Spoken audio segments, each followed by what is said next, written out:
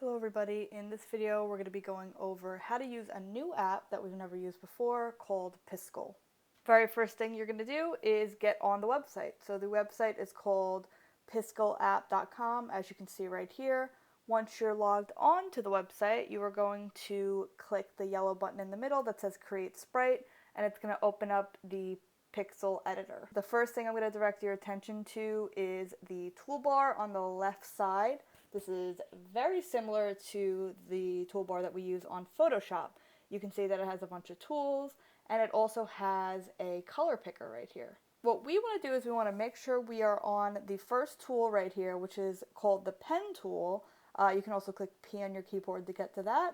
And then you want to go down to the bottom of the toolbar where we can change our color. This is our primary color, so I'm just going to click that box right here. And I want to select a kind of like beige tan color because we are going to be making a pixel pizza. So I'm going to do that, and then I'm going to begin drawing. Now, I want to make a pizza, or a pizza crust rather, but there is a much easier way to draw a circle than just by like eyeballing it on this with the mouse. So I'm going to undo everything I've done, same command as Photoshop, Command Z. And what we're going to do is we're going to go to our toolbar again, but this time we are going to select our circle tool. You can also click C on your keyboard to get to that. Please excuse my dog barking in the background. And then what we are going to do is we're going to draw a circle. So the way that this tool works is you click and drag and it creates like a circular shape, whether it be an oval or something like that.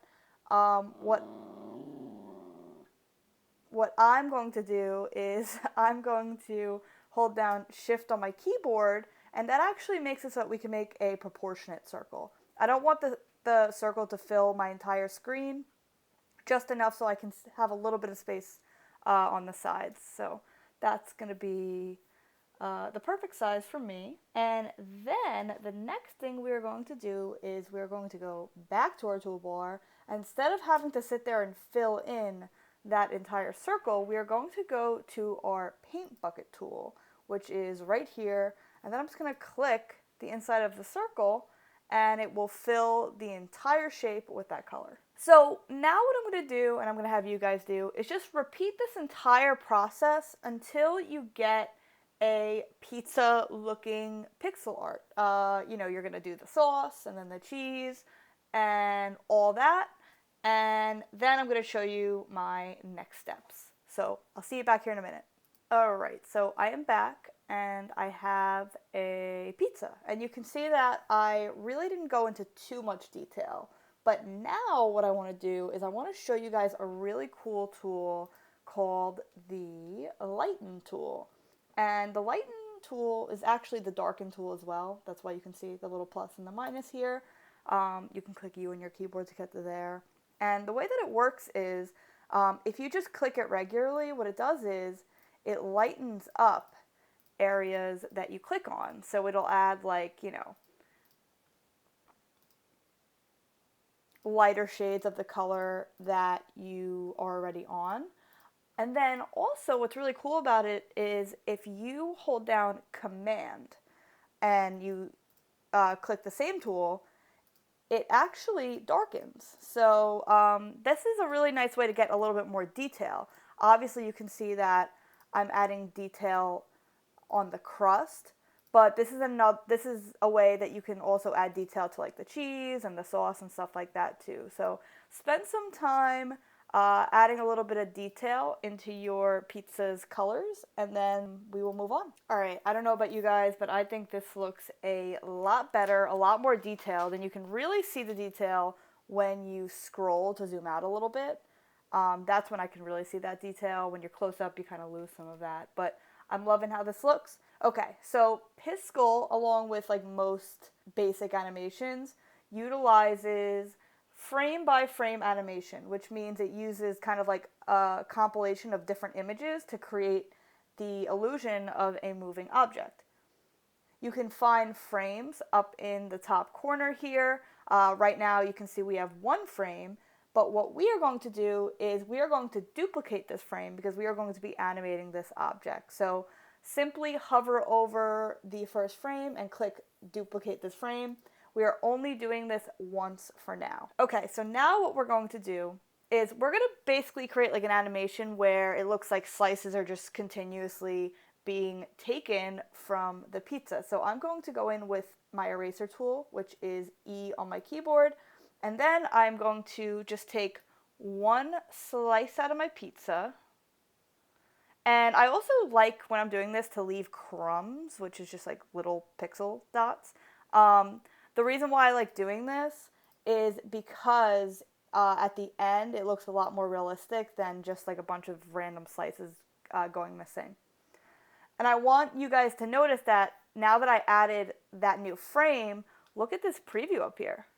The preview is super tiny right now, which is fine. We will be able to see it a little bit bigger later, but if you are really, really curious how it looks, if you hover over this top right corner and click open preview in pop-up, this is how it looks. And it's very fast right now, but we will change that. All right, so now I'm just going to do this with you guys one more time, and then I'm going to let you guys go ahead and do it yourself. But we're just repeating that same process that we just did. I'm going to duplicate this frame, delete a slice, and again, I'm just leaving crumbs. All right. Little sauce, little cheese. Okay. And then you can see now there's two slices missing. So you are going to go ahead and do this until the entire pizza is missing. All right, so we are back, and I used a total of 9 frames to create this beautiful animation.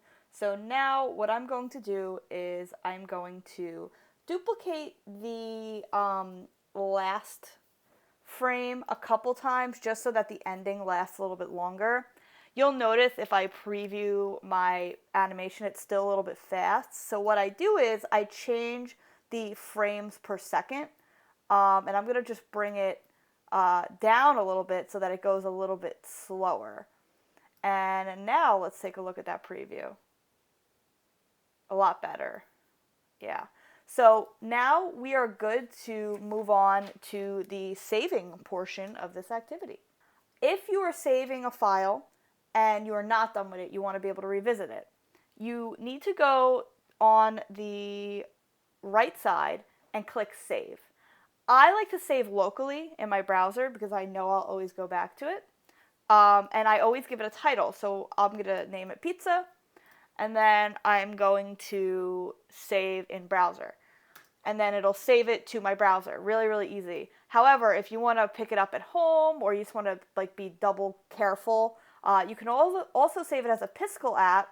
And what happens is it'll save right on your desktop or your downloads, wherever, as a Piskel app that you can always import the next time you log on. And this is the import button right here.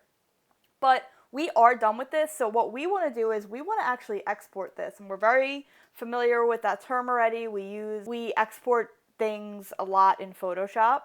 However, we've never exported as a GIF before, and because this is an animated image, we want to save it as a GIF. We want to make sure it's looping, and then we also want to scale it up because right now it's only 32 by 32 pixels. That's why it's so tiny here.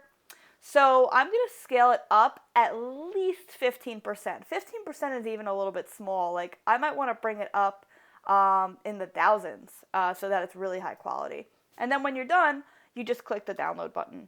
Unfortunately, GIFs don't come up right on Macs, but if you upload this to Google Drive or Google Classroom, you actually will see it animate, and it looks really, really nice. So that's how you export as a GIF. If you are doing pixel art, that is just kind of like static and doesn't move, then you would just change it to a PNG.